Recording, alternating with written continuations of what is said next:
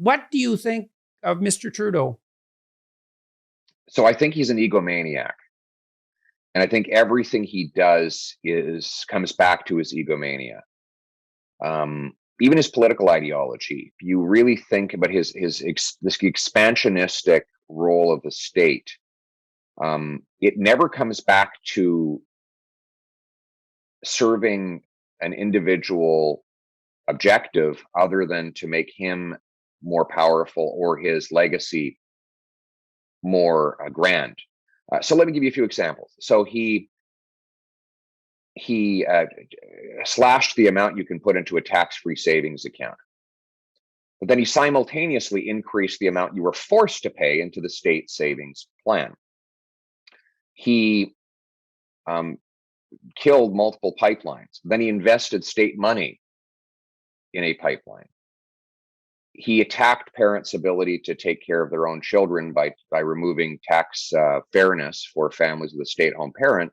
And then he brings in a government program to replace it.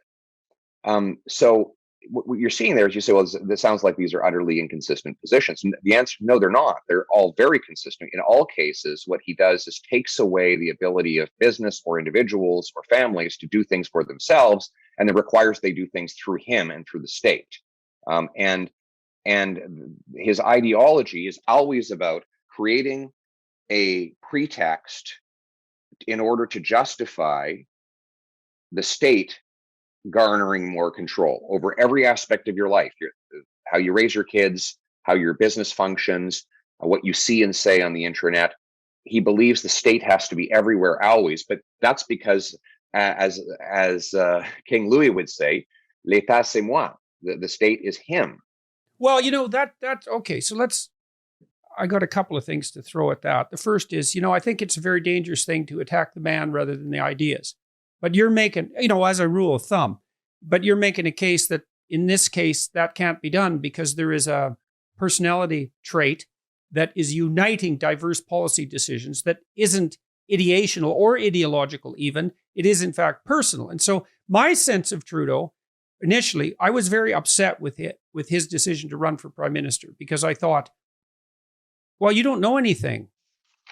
And you're attractive and you can behave well in public and you have a charming facade, but you don't know anything in any real sense. And there's no indication that you do. You're not particularly well educated and you're not particularly accomplished. And this is actually a hard job. But worse than that, the only reason you even have the vaguest possibility of succeeding is because you have the same last name as your father. And then he ran. And I thought, well, how do you justify that to yourself? Because the gap of knowledge must have been painfully evident to him. And the fact that the Trudeau name, you could say, well, the Liberal Party came to me. That's his justification. They came to me and there wasn't another person that could win on the Liberal side and better a Trudeau Liberal, even if it's a consequence of family name, than any damn Conservative, let's say. But I still saw it as a manifestation of a really profound narcissism. I think a reasonable person would have said, I'm not prepared for this, certainly not yet. And I'm not the man that there needs to be in this position. And so I don't know what you think about those musings, but that's how I looked at Trudeau. And I certainly haven't seen anything in the preceding years that has disabused me of any of those notions. I mean, I think there's some truth in that. His victory was definitely not a meritocratic one, and he was probably the least vetted prime ministerial candidate in our history. The media just glossed over so much of his life to go straight to help him and protect him. It was almost like they built a protective cocoon around him, and like he had dressed up in grotesque racist costumes so many times. He says by his own claim, he can't remember them all. I mean, the average politician had done that once. It would have been exposed and that person would have been expelled from politics altogether. But he had run as a middle-class champion, even that while he sheltered the millions he inherited from his grandfather in a tax-preferred trust fund. All these things would have been front and center in the public sphere had it been anyone other than a Trudeau. But he was protected by the media, who still protect him because he really is their candidate. He represents the political class and the establishment in Canada, those who profit off a big, bloated bureaucracy and regulatory state in the old Upper Canada aristocracy. Know that he will always deliver for them, and he has. He's delivered mightily for them. That's why they're doing so well, and that's why they'll fight tooth and nail to keep him there. Why do you think he was and still remains attractive to a substantial subset of Canadians? I mean, people seem to regard him as charming and caring, and I think he is charming in a kind of shallow sense. But it isn't obvious to me at all that he's caring, but he seems to play the part, and he plays it well enough so that, well, many people, and this is true of people all over the world, certainly buy the act. So why do you think that is, and how do you combat that? Yeah, look, he is charming. I won't deny that, and he's a good-looking dude. But I don't think he's actually that popular. So people forget he got 32% of the vote in the last election. 68% of those who cast ballots voted against him. That's the lowest. He got the lowest share of vote of any prime minister in Canadian history. And before him, the record was set by him in the previous election. He got 33% of the vote. He never actually reached the height, the vote share that Harper got in 2011. So we sometimes think he's an extremely popular guy because of the adulation he gets from the mainstream media, but in fact he's not that popular with ordinary Canadians. What he succeeded at doing, to his credit, is engineering a very efficient distribution of votes, so that with 32% of the vote, I think he got something like 45 or 46% of the seats, and that is the nut we need to crack. He wins a lot of seats with few votes. We win few seats with lots of votes. In fact, the last two elections, Conservatives have beat him in the popular vote. We just haven't got them in the right places. So that's the change we need to make, and I believe we will make in the forthcoming election. So you don't think that it is a preponderance of Canadians who have had the wool pulled over their eyes? No, he's not. By any objective analysis of the data, he's not an especially popular prime minister. And in fact, he's probably more on the side of an unpopular prime minister. Using the internet without ExpressVPN is like having a first aid kit but not keeping it stocked. Most of the time, you'll probably be okay.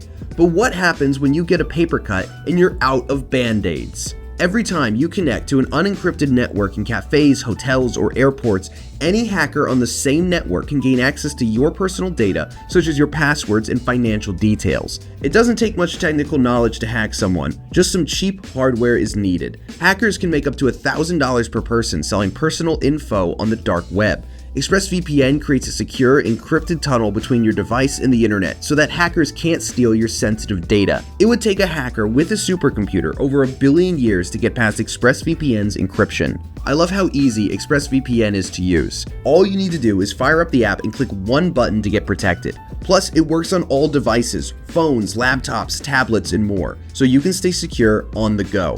Secure your online data today by visiting expressvpn.com/JordanYT. That's expressvpn.com/JordanYT, and you can get an extra 3 months free. expressvpn.com/JordanYT.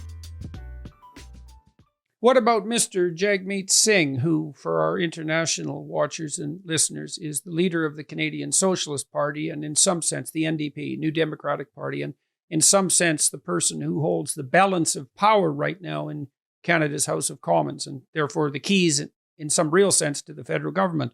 What do you think about Mr. Singh? Well, he lacks a raison d'etre, right? Why does he exist? You've already got an NDP prime minister, a socialist prime minister in Justin Trudeau. So that means the Socialist Party has to try to figure out what to do with itself. So far, Jagmeet has said, well, he'll just support Trudeau in a coalition. And the problem is when you go back to the electorate, people are going to say, well, you're part of the same problem.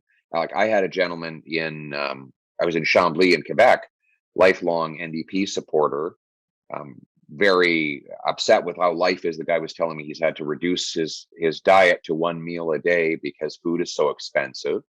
And he was voting for the NDP until he saw the NDP formed a coalition with Trudeau, the guy who's caused all the misery. So it's going to be very hard for Jagmeet to go to the people and claim that he represents anything other than the Trudeaupian status quo. And I think that in the next election, people will be looking for a drastic departure from Trudeau. So they'll be looking for the anti-Trudeau.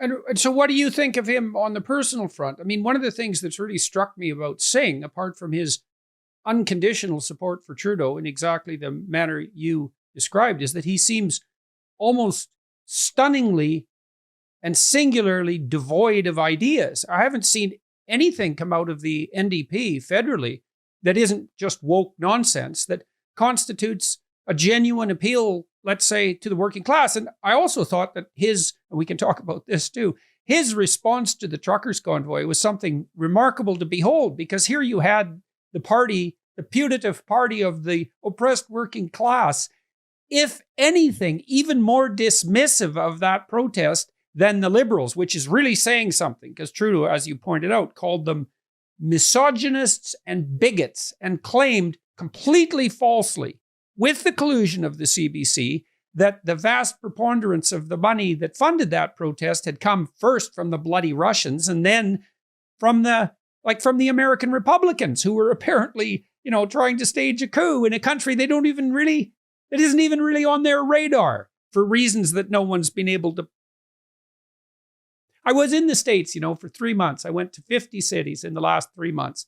And I talked during the Q&A period about, because people kept asking, what's going on with Canada? And I said, well, you're not going to believe this, but our government and our media have told Canadians that MAGA-type Republicans basically tried to stage a coup to destabilize our democracy. And they would ask, and this was Democrats and Republicans alike, they would ask, well, why would we do that?